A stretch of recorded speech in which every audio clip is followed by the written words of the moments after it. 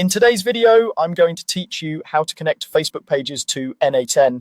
By the end, you'll have your Facebook page connected through the Facebook trigger node, so n8n can react to events like new posts, comments, or messages, all without writing code. Start by heading to n8n.io and sign into your n8n workspace. Open a new workflow so you're looking at a clean canvas. On the empty canvas, click Add First Step. This opens the node selector, which is where you'll search for the tool that listens for Facebook page events. In the search bar, type Facebook trigger and select it.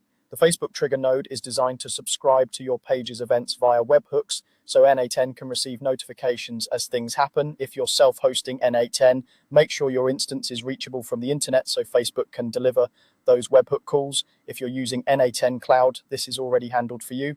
With the node added, look for the setting labeled credentials to connect with. Open the drop-down. This is where you choose which Facebook credentials n8n should use. Since we're setting this up for the first time, choose Create New Credential. This will open a secure credential form that n8n stores separately from your workflow, helping you keep sensitive data out of your nodes. Now enter your access token. This should be a valid Facebook page access token with the appropriate permissions for the events you want to receive. Make sure it's current and not tied to a test role that lacks page access. If you're unsure, verify that the token corresponds to the correct page and has the scopes needed for reading engagement or managing page metadata. Next, enter your app secret. This comes from your Facebook app in the developer dashboard. Keep this value secure and don't share it outside of n8n's credential manager. It's used to verify requests and protect your integration. When both fields are filled out, click Save. n8n will store the credential for reuse, so you won't need to paste tokens again in other Facebook nodes.